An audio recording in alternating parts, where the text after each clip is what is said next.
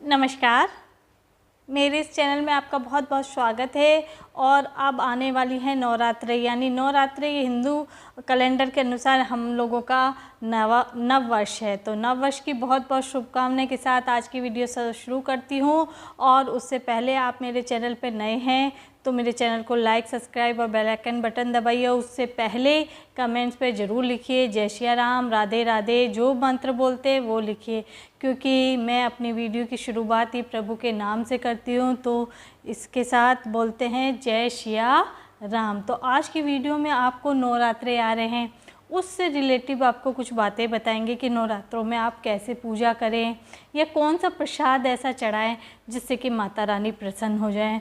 आप लोग पूजा तो वैसे ही करते होंगे, सबके घर में नवरात्रे बनाए जाते होंगे और सब लोग नवरात्रे पे चौकी लगा के माता को बैठाते भी हैं, अखंड दीपक भी जलाते हैं। वो सब आपको आता होगा, उसके बारे में मैं कुछ नहीं बताऊंगी, क्योंकि हमारे हिंदू समाज में ये नवरात्रे बहुत अच्छे से बनाए जाते हैं। 2 नवरात्रे आते हैं साल में, एक तो ये आता है, एक अक्टूबर के आसपास आता है। तो दोनों नवरात्रे बनाते हैं और 2 गुप्त आते हैं, तो 4 नवरात्रे हैं। हम सब इनके बारे में जानते हैं। माता रानी को सब अपने घरों में पूजा करते हैं। जो नहीं बैठाते, व्रत नहीं करते, वो फिर भी माता रानी के नाम स्मरण अवश्य करिएगा, क्योंकि माता रानी हाथी पे सवार होकर आ रही, बहुत शुभ, बहुत शक्तिशाली हैं। इस 9 दिनों में आप जो मांगोगे वो मिलेगा। और अपनी ऑरा को शुद्ध करिए, आप में एनर्जी भरिए, आप में इतनी ऊर्जा आ जाएगी। इन नवरात्रों में आप पूजा करिएगा तो आपको एनर्जी के साथ आपकी सारी मनोकामना पूर्ण होंगी। तो ये नवरात्रे बहुत विशेष हैं, क्योंकि माता रानी हाथी पे गज योग लेके आ रही हैं, हाथी पे सवार होके आ रही हैं, सबको खूब आशीर्वाद देंगी। तो इसके लिए सबसे पहले नवरात्रि के दिन आपका जो बाहर दरवाज़ा मेन डोर होता है, सब लोग आम के पत्ते या अशोक के पत्ते का तोरण बना के बांधते हैं, वो आपको बांधना है। उसके बाद एक लोटे में आप जल और थोड़ा गुलाब जल और गुलाब का ही पुष्प रखिएगा, और उसको आप ऐसे करके आपकी चौखट पे गुलाब के फूल से पानी को छिड़क कर ओम नमो दुर्गा है नमो का जाप करते हुए, पानी जल को छिड़कते हुए आप घर के अंदर प्रवेश कर जाइए। बस आपको यही करना है, आप प्रवेश कर जाइए। 9 दिन आपको यही क्रम निभाना है। और उसके बाद फिर आप जैसे पूजा करते हैं, एक कोशिश करिए इन नवरात्रों में आपको एक गुड़हल का पुष्प मिल जाए तो माता रानी को अवश्य चढ़ाइए। अगर 9 मिल जाएं तो 9 दिन लगातार आपको 9 गुड़हल के पुष्प माता रानी को चढ़ाने हैं। 9 नहीं मिल पाते तो 1 गुड़हल का पुष्प चढ़ाइए। अगर गुड़हल का पुष्प नहीं मिलता तो 1 लाल गुलाब अवश्य चढ़ाइए। ये तो नॉर्मल क्रिया आप सब करते होंगे। अब आपको मैं बताती हूँ कि ये 9 दिन आप कौन कौन से प्रसाद चढ़ाएं और जिससे कि माता रानी प्रसन्न हो जाए। तो उसमें से पहली नवरात्रि के दिन आपको अमरूद, आपने देखा ना, अमरूद का फल आपको माता रानी के चरणों में चढ़ाना प्रसाद रूप में। उसको काट के अच्छे से सजा के प्लेट में आप माता रानी को चढ़ाइए और 10-15 मिनट ही माता रानी के चरणों में रहने दीजिए। उसके बाद उठा के आप प्रसाद रूप में आप ग्रहण करिए और आपके परिवार वालों को भी दीजिए। ज़्यादा देर प्रसाद को नहीं रखना चाहिए, क्योंकि ज़्यादा देर अगर भगवान के चरणों में रह गए तो कहते हैं ना भूत पिशाचनी वगैरह के, तो वो प्रसाद अशुद्ध होने लग जाता है। इसलिए 10-15 मिनट के अंदर अंदर ही आप चढ़ा के स्वयं ग्रहण कर लीजिए। उसमें इतनी शक्ति आ जाती है कि पूरे दिन आपको जो भी व्रत उपवास में खाएगा उसको एनर्जी मिलेगी। तो आप ये करिएगा। पहला दिन अमरूद चढ़ाइए। दूसरे दिन की नवरात्रि में आपको केले का फल चढ़ाना है। केले की मात्रा कभी भी आप जब केला किसी भी देवी देवता इष्ट देव को चढ़ाते हैं तो 1 की संख्या नहीं 2 चढ़ाया करिए। आप दूसरे दिन केला चढ़ाइए और फिर 10-15 मिनट बाद आप सब ग्रहण कर लीजिए उसे। 2 चढ़ा सकते, 4 चढ़ा सकते, जितनी आपकी श्रद्धा हो। हाँ, और तीसरे दिन आप क्या करिए, उनको अनार चढ़ाइए।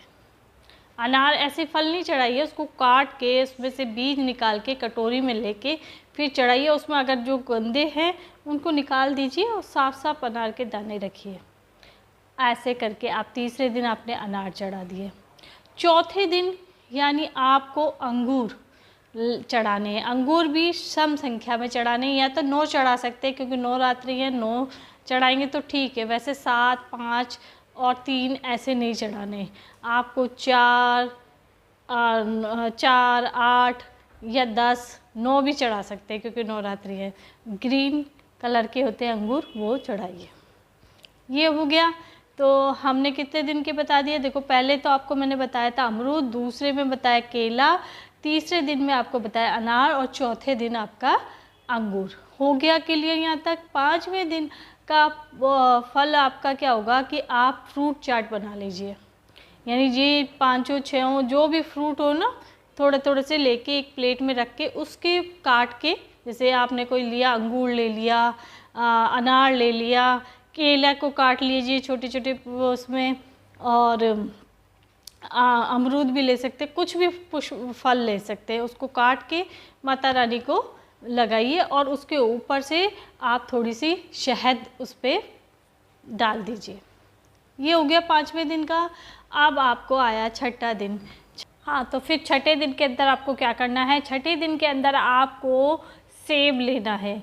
सेब को लेके आप उसके छिलका छील लीजिए, फिर उसके पीस करिए, अंदर के जो बीज है उनको भी निकाल के फिर माता रानी को चढ़ाइए। और सेब खाने से आपके घर में कोई बीमार व्यक्ति है ना, उसको अवश्य ये प्रसाद खिलाइए, जिससे उसकी बीमारी भी दूर हो जाएगी। तो है ना। और अब आया नेक्स्ट डे, यानी 7th डे, 7वां दिन। 7वें दिन में आपको मीठा बनाना है, मीठे का भोग लगाना है। आप मीठा घर पे कोई सा भी बना सकते हैं, बाज़ार से नहीं लाना है।